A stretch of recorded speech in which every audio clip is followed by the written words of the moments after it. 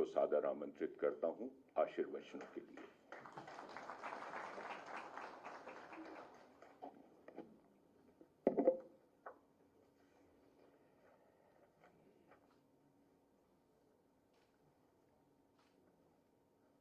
प्रदेश के नवनिर्मित अग्निशमन केंद्रों के लोकार्पण, शिलान्यास तथा आज के इस अग्निशमन के वाहनों के फ्लैग ऑफ कार्यक्रम में उपस्थित प्रदेश सरकार में मंत्रिमंडल के मेरे वरिष्ठ सहयोगी जल शक्ति मंत्री श्री स्वतंत्र देव सिंह जी, प्रदेश के परिवहन मंत्री श्री दयाशंकर सिंह जी, मुख्य सचिव श्री दुर्गा शंकर मिश्र जी, प्रमुख सचिव गृह श्री संजय प्रसाद जी, पुलिस महानिदेशक श्री प्रशांत कुमार जी, महानिदेशक अग्निशमन सेवाएं श्री अविनाश सन जी, प्रदेश के सभी हमारे वरिष्ठ पुलिस अधिकारीगण, अग्निशमन विभाग के सभी वरिष्ठ अधिकारीगण, अन्य कार्मिकगण, प्रदेश के अलग अलग जनपदों में आज के इस लोकार्पण और शिलान्यास कार्यक्रम के साथ जुड़े हुए मंत्रिमंडल के मेरे सभी सहयोगीगण, माननीय सांसद, विधायक और अन्य जनप्रतिनिधिगण और उन सभी क्षेत्रों में उपस्थित सभी बहनों और भाइयों, एक साथ 25 जनपदों के 34 अग्निशमन केंद्रों का लोकार्पण, 4 नए अग्निशमन केंद्रों का शिलान्यास और 35 नवनिर्मित फायर टेंडर का फ्लैग ऑफ के इस कार्यक्रम के लिए मैं प्रदेश के सभी उन जनप्रतिनिधियों को जिन्होंने रुचि लेकर के इन नए फायर टेंडर की स्थापना करने और आज इस कार्यक्रम के साथ जुड़े हुए हैं, उन सबको हृदय से बधाई देते हुए जनता जनार्दन को भी मैं बधाई देता हूं, जिनके लिए ये सभी सेवाएं बहुत उपयोगी होने वाली हैं। हम सब जानते हैं कि संकट के समय अग्निशमन सेवाओं की भूमिका कितनी महत्वपूर्ण हो जाती है। इन्हीं सबको ध्यान में रख करके 1944 में प्रदेश में अग्निशमन विभाग का गठन होता है और पिछले आपने देखा होगा कि 1947 से यानी 1944 से लेकर के 2017 तक 73 वर्षों में जितने फायर स्टेशन स्थापित हुए, 288 फायर स्टेशन कुल स्थापित हो पाए। हम लोगों ने मात्र 7 वर्ष में 71 नए फायर स्टेशन स्थापित किए। अग्निशमन से जुड़े हुए कानून में व्यापक रिफॉर्म के कार्यक्रम को आगे बढ़ाया। उनके आधुनिकीकरण के लिए समयबद्ध तरीके से जो कार्यक्रम आगे बढ़ाए गए, आज उसका परिणाम है कि प्रदेश में आज अग्निशमन विभाग प्रदेश की इमरजेंसी सेवाओं में एक बेहतरीन सेवा प्रदान करने के लिए अपने आप को तैयार कर रहा है। 2017 से 18 के बीच प्रदेश के अंदर हम लोगों ने अब तक लगभग 1400 करोड़ रुपए इस विभाग को अपनी सेवाओं के सुदृढ़ीकरण के लिए उपलब्ध करवाए, जिनमें नए अग्निशमन केंद्र, हाई राइज बिल्डिंग हो या सामान्य परिस्थितियों में भी फायर टेंडर के क्रय करने के लिए या गली मोहल्ले हो या अन्य केंद्रों, अन्य क्षेत्रों में उस प्रकार के वाहनों के क्रय के लिए फिर धनराशि उपलब्ध करवाने की कार्रवाई हो, ये सभी कार्य समयबद्ध तरीके से जहां आगे बढ़ाए गए, वहीं विभाग में रिक्तियों को पूरा करने के लिए फायरमैन,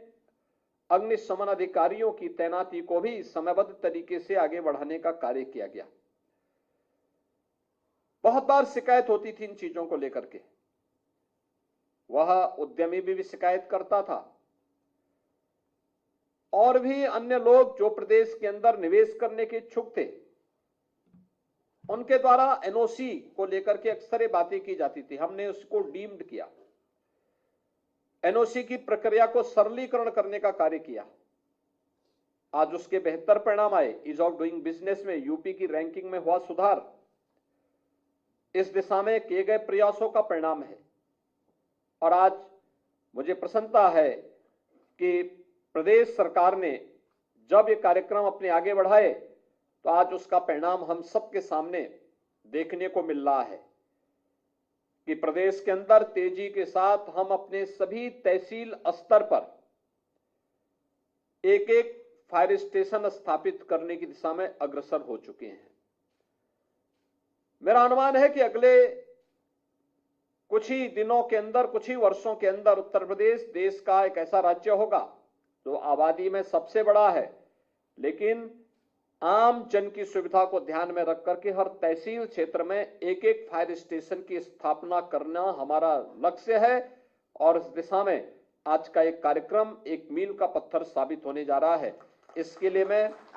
प्रदेशवासियों को हृदय से बधाई दूंगा और विभाग को हृदय से धन्यवाद भी दूंगा। हमारा प्रयास होना चाहिए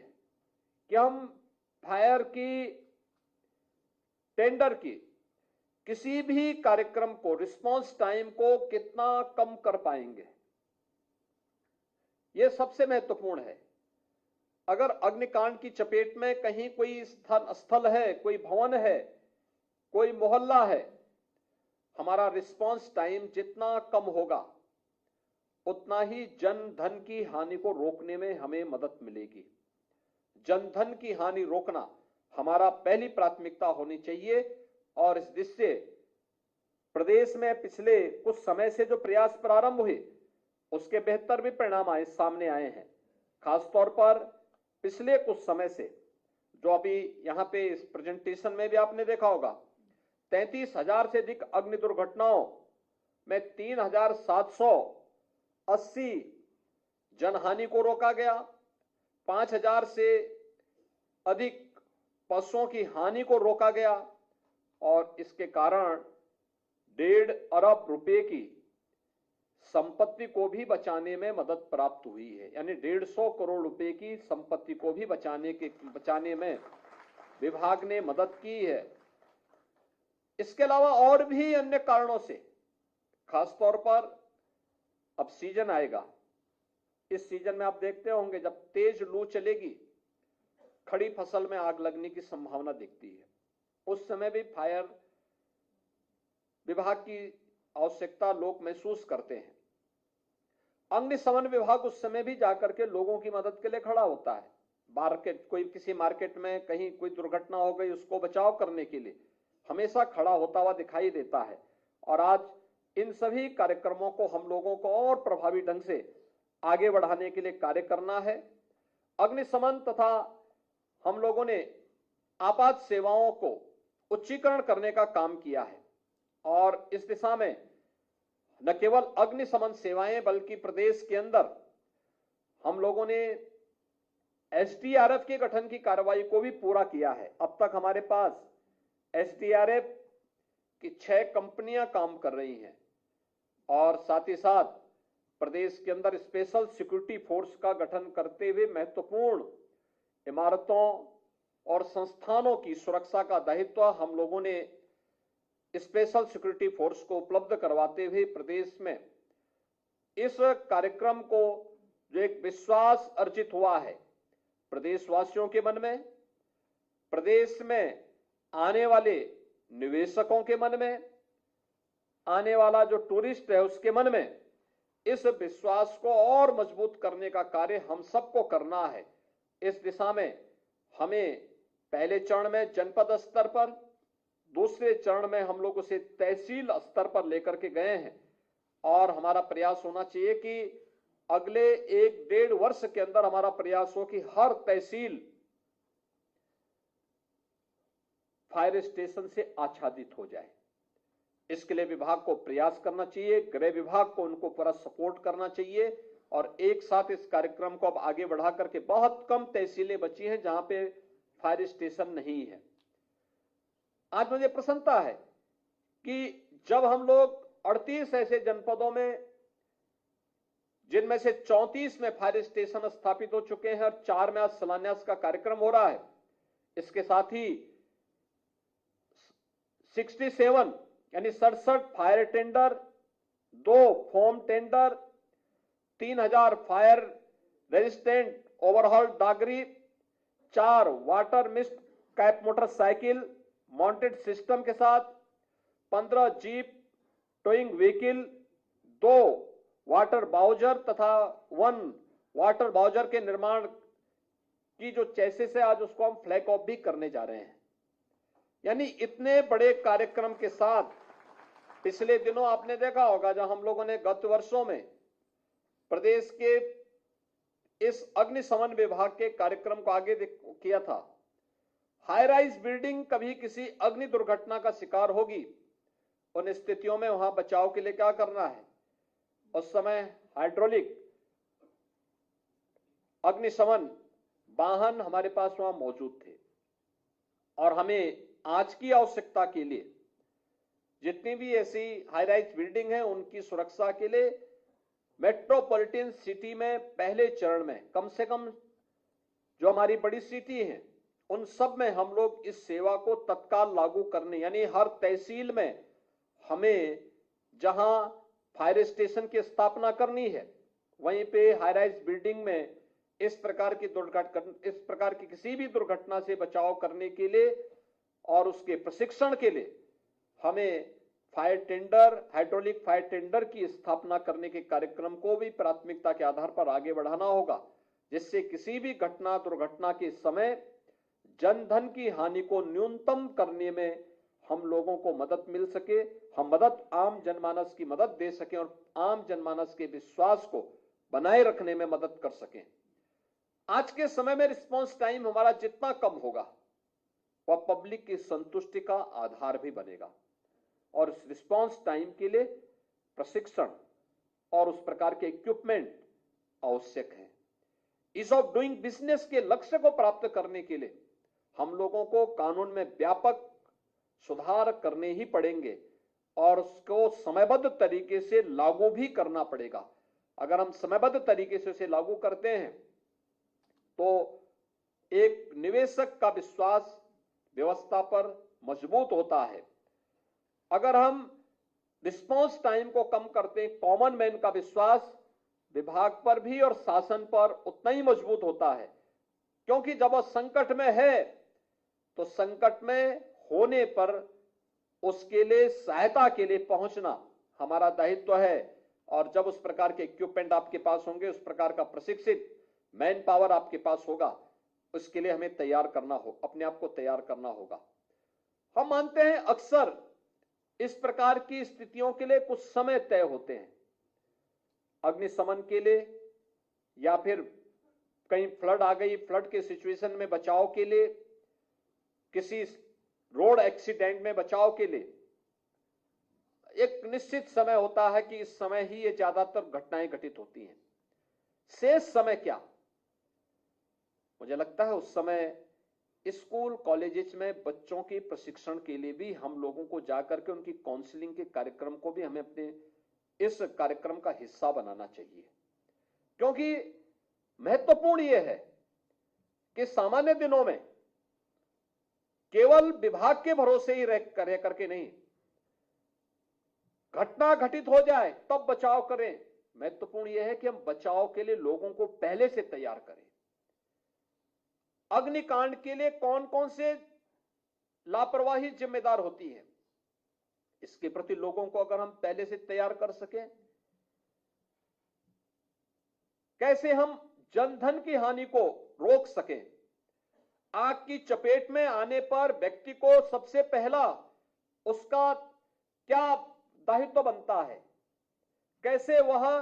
बचाव के उपायों में जब तक सहायता पहुंचती है तब तक स्वयं भी लोग अपने स्तर पर क्या प्रयास प्रारंभ कर सकते हैं।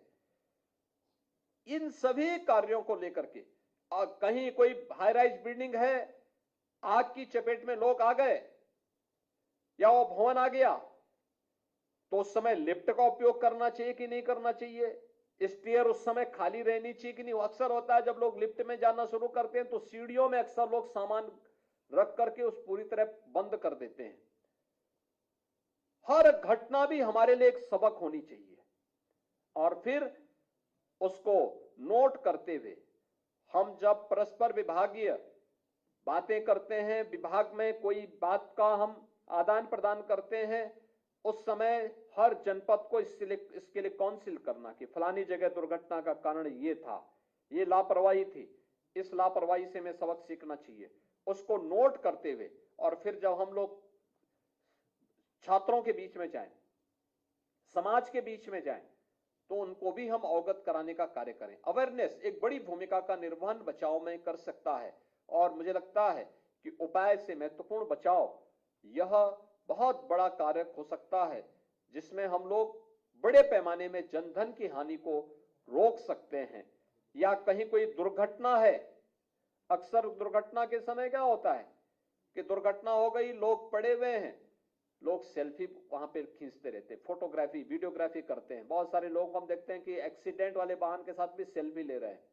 अरे उस समय हमें सबसे पहले वहां पे लोगों को बचाना चाहिए, राहत कार्यों में भाग लेना चाहिए या वहां पे वीडियोग्राफी फोटोग्राफी या सेल्फी पॉइंट उसको बनाना चाहिए। लेकिन बहुत सारे लोग तब भी वहां पे मानवीय संवेदना की बजाय इस प्रकार का व्यवहार करते हैं। हमें इन सब चीजों से अपने आप को तैयार करना होगा। एक बार फिर से आज जब विभाग के स्तर पर इतना बड़ा कार्यक्रम हो रहा है, इस सैकड़ों करोड़ रुपए की परियोजनाओं की सौगात प्रदेशवासियों को दी जा रही है, जिनमें 34 यानी प्रदेश के अंदर एक बड़े पैमाने पर 25 जनपदों के 34 अग्निशमन केंद्रों का लोकार्पण हो रहा है और 4 अग्निशमन केंद्र आज यहां पे शिलान्यास हो रहे हैं। इसके लिए मैं विभाग को तो धन्यवाद देता ही हूं, लेकिन साथ साथ जिन जनप्रतिनिधियों ने प्रयास किया है उनको भी धन्यवाद देता हूं और सभी उन जनपद वासियों को जिन्हें इन सेवाओं का लाभ मिलने वाला है उनको मैं बधाई देता हूं। विशेष रूप से उन विधायकों को जिन्होंने प्रयास करके वहां पे फायर स्टेशन स्थापित किए हैं। 35 नवनिर्मित फायर टेंडर का भी फ्लैग ऑफ का कार्यक्रम आज यहां पे हो रहा है, जो मैंने बताया कि कितने वाहन उसमें हैं, किस किस प्रकार की उनकी क्वालिटी है, इनका फ्लैग ऑफ किया जा रहा है। ये वाहन अब उन जनपदों में जाकर के जनता को बेहतरीन सुविधाएं उपलब्ध करा पाएंगे। आज के इस अवसर पर मैं एक बार फिर से प्रदेशवासियों को इन सभी सेवाओं के लिए हृदय से बधाई देते हुए अपनी शुभकामनाएं देता हूं। धन्यवाद। जय हिंद।